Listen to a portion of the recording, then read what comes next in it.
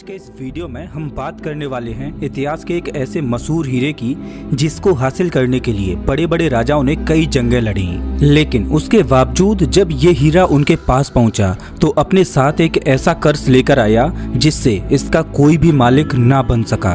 इतिहास में जिसने भी इस हीरे को अपने पास रखा है उसे और उसके परिवार को अपनी जान से हाथ गंवाना पड़ा है। दोस्तों, मैं बात कर रहा हूँ सबसे कीमती हीरों में से एक कोहिनूर की, जिसकी कीमत आज के हिसाब से करीब 12 बिलियन डॉलर है। ये तो हम सभी जानते हैं कि भारत को सोने की चिड़िया कहा जाता था, लेकिन केवल 200 सालों के अंदर ही अंग्रेजों ने भारत को इतना ज्यादा लूटा कि 1947 आते आते भारत की हालत दुनिया के गरीब देशों की तरह हो गई। जब भारत में ब्रिटिश गवर्नमेंट थी तब जो भी चीज अंग्रेजों को भारत में कीमती लगती थी वो इंग्लैंड भेज दी जाती थी।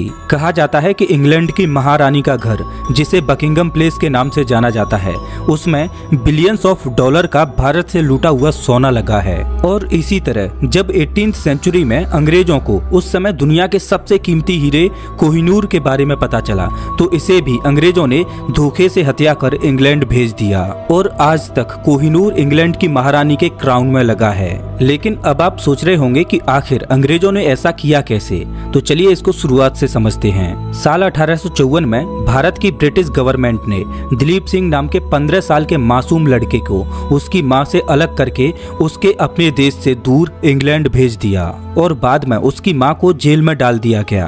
आप मानोगे नहीं कि अंग्रेजों का यहाँ पर यह कहना था कि दिलीप सिंह का उसकी मां के आसपास रहना ठीक नहीं है और वो भारत से ज्यादा सेफ इंग्लैंड में रहेगा। यहाँ पर ब्रिटिश गवर्नमेंट ने दिलीप सिंह को केवल इंग्लैंड ही नहीं भेजा बल्कि उसे वहाँ पर एक शानो शौकत की जिंदगी दी गई और हर साल उसे वहाँ की अच्छी जिंदगी काटने के लिए करीब 65 crore British pound British government द्वारा दिए जाते थे।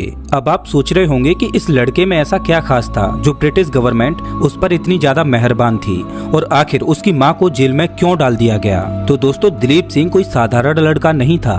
दिलीप सिंह का पूरा नाम महाराजा दिलीप सिंह था, जिसे केवल 5 साल की उम्र में ही पूरे पंजाब का महाराज बना दिया गया था, जो पूरे सिख साम्राज्य का इकलौता वारिस था। अंग्रेजों ने दिलीप सिंह को उसकी मां से अलग करके इंग्लैंड इसलिए भेजा था कि वो कभी भी ब्रिटिश सरकार के खिलाफ आवाज न उठा सके और दोबारा से सिख साम्राज्य खड़ा न कर सके। और ब्रिटिश सरकार इसमें काफी हद तक कामयाब भी रही, क्योंकि इंग्लैंड जाकर दिलीप सिंह वहां के रहन सहन में इतना ज्यादा घुल मिल गए कि फिर कभी सिख अंपायर द्वारा पावर में नहीं आ पाया और लंबे समय तक अंग्रेजों ने ही पंजाब को अपने कब्जे में रखा। इसके अलावा पंजाब पर ईस्ट इंडिया कंपनी के कब्जे से पहले तक कोहिनूर भी पंजाब के सिख एम्पायर के पास ही था। इसीलिए जब 1849 की लड़ाई में अंग्रेजों द्वारा सिख एम्पायर को हरा दिया गया तो हराने के 4 साल बाद अंग्रेजी अफसर लॉर्ड डलहौजी ने 11 साल के दिलीप सिंह को ऑर्डर दिया कि वो सिख एम्पायर के पास मौजूद सबसे कीमती हीरा कोहिनूर को ब्रिटेन की महारानी क्वीन विक्टोरिया को शांति प्रस्ताव के लिए उपहार स्वरूप दे दे। और इस तरह कोहिनूर 6700 किलोमीटर के लंबे सफर के बाद भारत से जहाज के जरिए इंग्लैंड पहुंच गया। चलिए थोड़ा कोहिनूर की हिस्ट्री को समझते हैं। सच बताऊं तो इसके ओरिजिन का कोई भी प्रूफ नहीं है और इतिहासकारों के मत भी इस पर बटे हुए हैं। कुछ इतिहासकारों का मानना है कि ये हीरा द्वारका और भगवान श्री कृष्ण से जुड़ा है, पर ज्यादातर इतिहासकार मानते हैं कि ये हीरा भारत के गोलकोंडा रीजन में मौजूद कोलार माइन से साल 1100 में निकाला गया था। उस समय का गोलकोंडा रीजन आज के आंध्र प्रदेश और तेलंगाना के बीच पड़ता है। कई ऐतिहासिक किताबों में लिखा है कि भारत के इस हिस्से में से सबसे ज्यादा हीरे मिला करते थे और 18वीं सदी तक तो पूरी दुनिया में केवल यहीं पर हीरों की माइनिंग की जाती थी। वैसे ये तो आज भी साफ नहीं है कि कोहिनूर को किसने और किस तरह ढूंढा था। साल 1306 में सबसे पहली बार एक हिंदू टेक्स्ट में कोहिनूर के बारे में लिखा गया।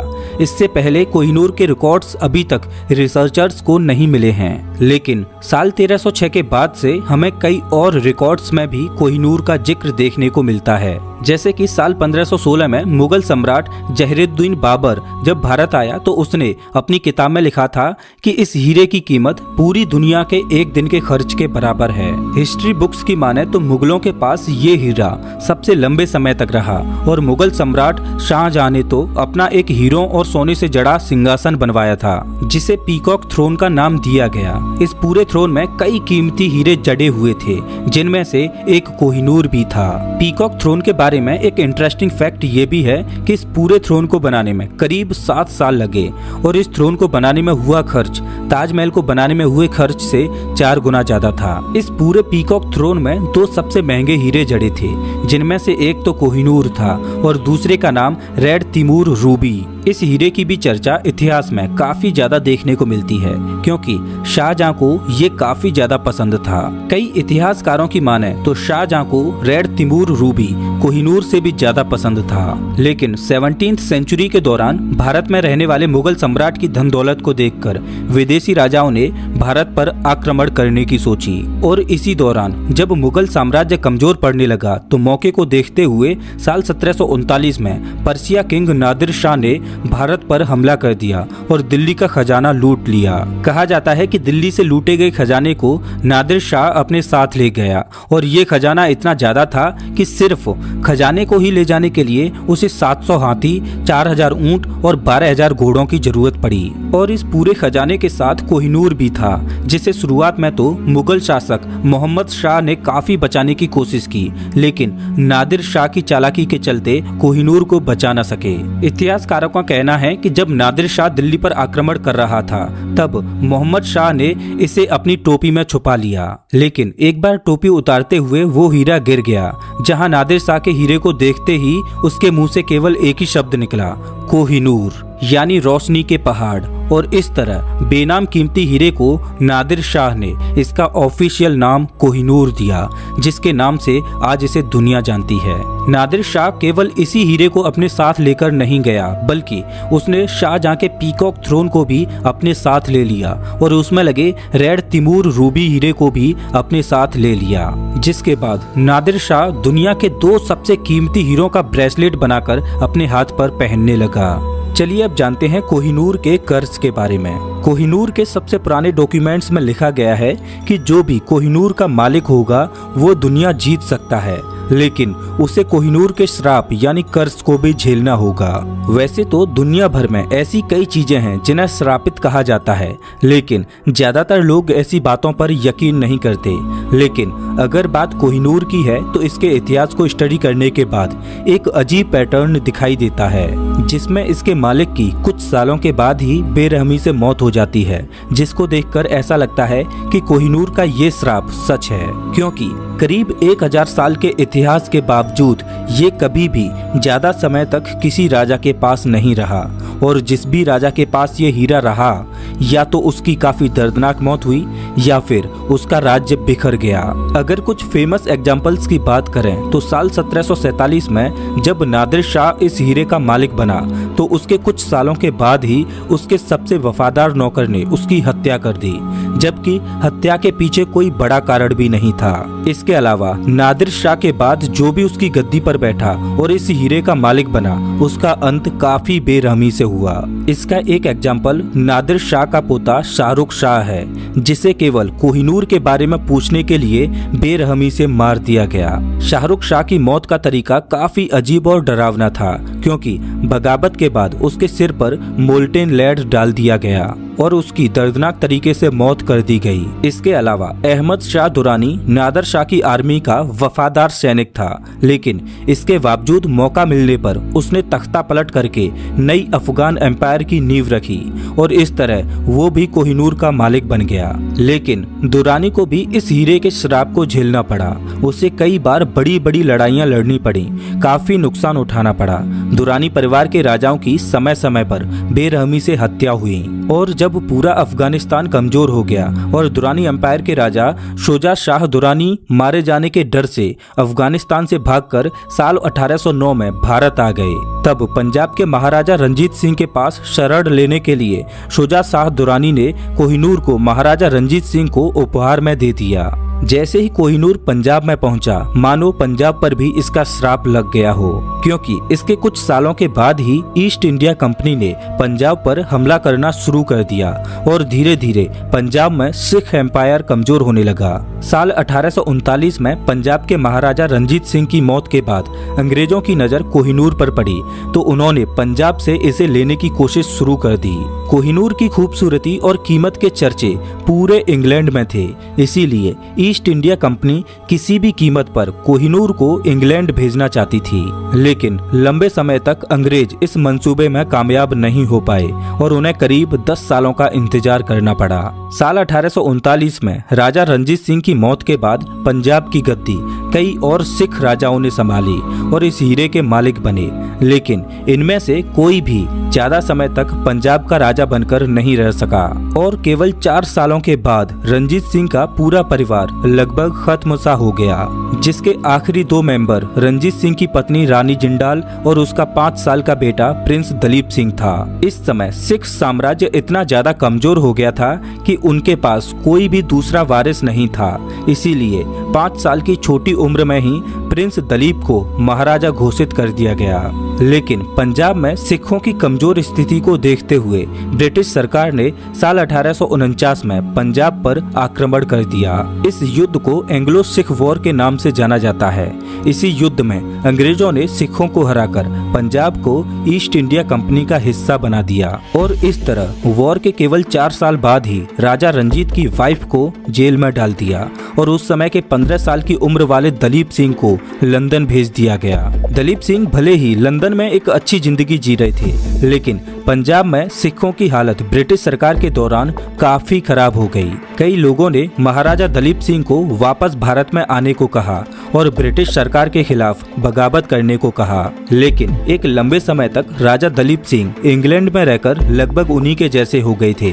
पर उनके अंतिम समय में उन्होंने अंग्रेजों के खिलाफ लड़ाई लड़ने की भी सोची, जिसके लिए उन्होंने भारत आने की भी काफी बार कोशिश की, लेकिन ब्रिटिश सरकार ने उन पर कई तरह के कानून लगा दिए। इस तरह 55 साल की उम्र में पेरिस में गरीबी की हालत में दलीप सिंह की जान चली गई। राजा दलीप सिंह को इतिहास के सबसे बदकिस्मत राजाओं में गिना जाता है, जिनके पास ताकत तो पूरे पंजाब को रूल करने की थी, लेकिन अंग्रेजों के छलावे के कारण वो कभी भी इस बात को समझ ही नहीं पाए और अंग्रेज अपने मंसूबे में कामयाब रहे और उन्हें पंजाब और भारत से दूर रख सके। महाराज दलीप को हमेशा इस बात का दुख रहा कि वो अंग्रेजों के जाल में फंस गए। साल 1851 में हाइड पार्क ऑफ लंदन में कोहिनूर का एक प्रदर्शन रखा गया, जिसके अंदर ब्रिटेन ने भारत से लूटे गए कोहिनूर को दुनिया के सामने पेश किया, जहां पर पहली बार इंग्लैंड के लोगों ने कोहिनूर को अपनी आंखों से देखा।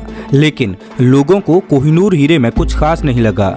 लोग इसे देखकर कह रहे थे कि क्या यही वो हीरा है जिसके चलते इतनी लड़ाइयां हुई। इंग्लैंड के कई लोगों ने तो कोहिनूर को कांच के टुकड़ों से भी कंपेयर किया। जब इस रिएक्शन के बारे में क्वीन विक्टोरिया के हस्बैंड प्रिंस अल्बर्ट को पता चला, तो उन्होंने इस हीरे की सुंदरता को बढ़ाने के लिए इसकी काफी ज्यादा कटिंग करवाई, जिससे ये और भी ज्यादा लाइट रिफ्लेक्ट करे और ज्यादा चमकीला भी लगे, जिसके कारण साल 1852 में इसे काटकर छोटा कर दिया गया। इस पूरी कटिंग और फर्निशिंग के प्रोसेस में कोहिनूर का 40% हिस्सा निकाल दिया गया। जो कोहिनूर पहले 186 कैरेट का था, अब वो केवल 105 कैरेट का हो गया। लेकिन इसके बावजूद भी ये दिखने में करीब एक मुर्गी के अंडे जितना बड़ा है और इसकी कीमत आज भी करीब 10 से 12 बिलियन US डॉलर तक बताई जाती है। आपको यकीन नहीं होगा, लेकिन कोहिनूर के श्राप से जुड़ी कहानियां इंग्लैंड में काफी ज्यादा मशहूर हैं और यहाँ के राज परिवार में तो इस कहानी को काफी ज्यादा सीरियस माना जाता है। इसीलिए कोहिनूर से जड़ा हुआ क्राउन केवल वहाँ की रानियों को ही पहनाया जाता है।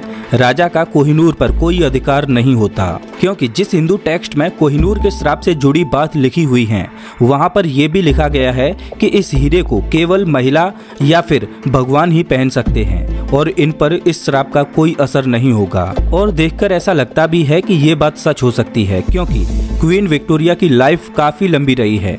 हाँ, वो बात अलग है कि आज इंग्लैंड पहले की तरह ताकतवर नहीं रहा।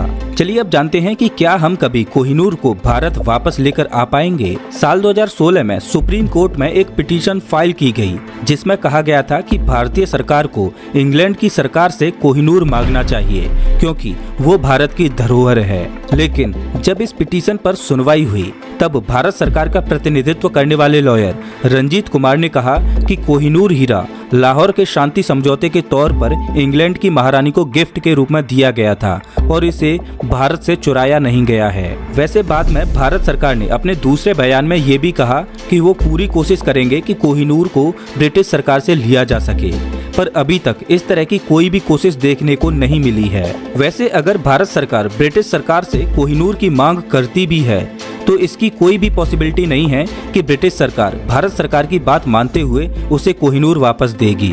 वैसे दोस्तों यहाँ तो हमने केवल कोहिनूर की बात की, लेकिन सही मायने में भारत के इतिहास की कई चीजें और हिस्टोरिकल सिंबल्स आपको ब्रिटेन के म्यूजियम में देखने को मिल जाएंगे जिनकी कीमत अरबों में है, जो 200 सालों के दौरान ब्रिटेन ने भारत से चुराए हैं। लेकिन दुख की बात यह है कि उनको भारत वापस लाने के बारे में कोई भी बात नहीं कर रहा। साल 2015 में ऑक्सफोर्ड यूनियन में दी गई स्पीच के दौरान भारतीय पॉलिटिशियन शशि थरूर ने कहा था कि अंग्रेजों के भारत आने से पहले भारत दुनिया की जीडीपी का 23% हिस्सा होल्ड करता था, लेकिन साल दर साल अंग्रेजों ने भारत को इतना लूटा कि 1947 तक जब भारत को आजादी मिली उस समय भारत दुनिया के सबसे गरीब देशों की लिस्ट में शामिल था, जिसकी आधी से ज्यादा जनता गरीबी के सबसे निचले स्तर पर थी। कई रिसर्चों में कहा गया है कि अंग्रेजों ने भारत से आज की वैल्यूएशन के हिसाब से करीब $45 ट्रिलियन की वेल्थ को चुराया है।